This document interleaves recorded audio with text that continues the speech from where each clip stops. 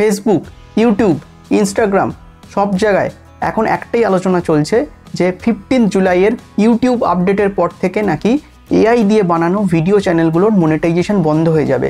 শুধু এআই দিয়ে বানানো ভিডিও চ্যানেলগুলোর মনিটাইজেশনই নয়, রিয়াকশান ভিডিও বানায় এই ধরনের যে চ্যানেলগুলো আছে সেগুলোরও নাকি মনিটাইজেশন বন্ধ হয়ে যাবে।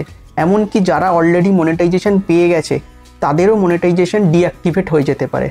আমরা দেখে নেব আসল সত্যিটা কি।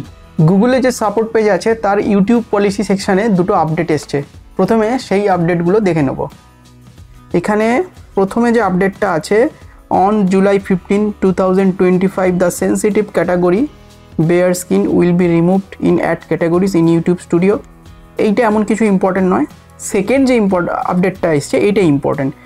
এইটা বলছে যে updates to YouTube partner program monetization policies in order to monetize as part of YouTube partner program YouTube has always required creators to upload original and authentic content. Original and authentic content এইটা আগেও বলেছিল, কিন্তু এবারে এইটার মধ্যে আরও নতুন কিছু জিনিস ওরা নিয়ে এসেছে। সেটা দেখো, এরপরেই লিখেছে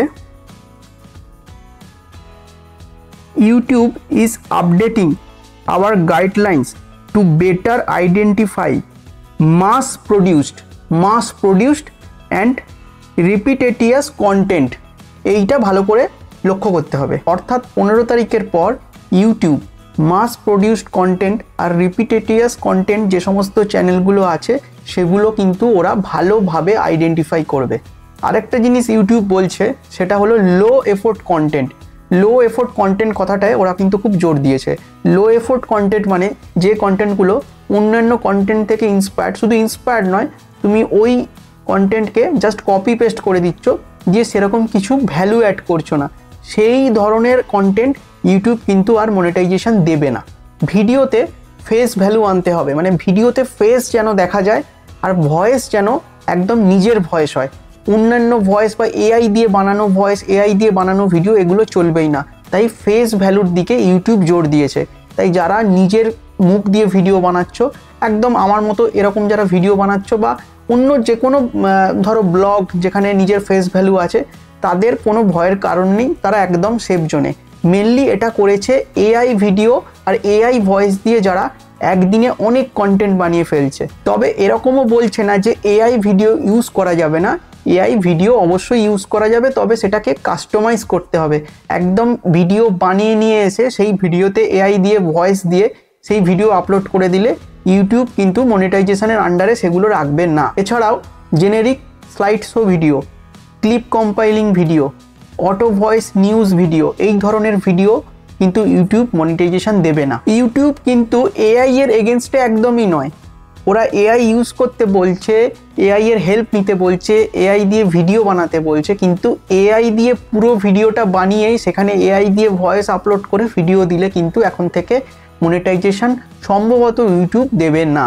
এছাড়াও যে রিয়াকশান ভিডিওগুলো আছে, যে ইউটিউব বা অন্যান্য সোশ্যাল মিডিয়া থেকে যে কোনো একটা ক্লিপ তুলে নিয়ে সেখানে শুধু ফেস দিয়ে রিয়াকশান দিলে ইউটিউব কিন্তু মনিটাইজেশন দেবে না। সেখানে নতুন কোনো কমিক সেন্স তৈরি করতে হবে, এই ধরনের কথাই ওরা বলতে চেয়েছে আপাতত যা বোঝা যাচ্ছে।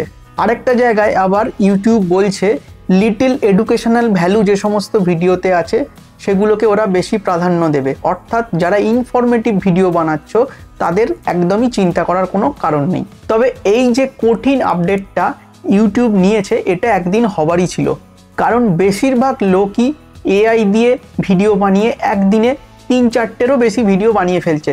সেখানে একজন রিয়েল ক্রিয়েটার সে ভিডিও বানাতে, সেই একই রকম ভিডিও অরিজিনাল কন্টেন্ট বানাতে তার 1 সপ্তাহ হয়তো লেগে যাচ্ছে।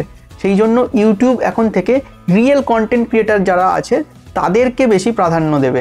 ফেসলেস চ্যানেল নিয়ে ইউটিউব সরাসরি কিছু বলেনি, তবে ফেসলেস চ্যানেলে যদি ভিডিওটা এআই দিয়ে ভিডিও হয় আর অডিওটাও এআই অডিও হয় তাহলে ধরে নেওয়া যায় যে সেটা মনিটাইজেশনের আন্ডারে থাকবে না।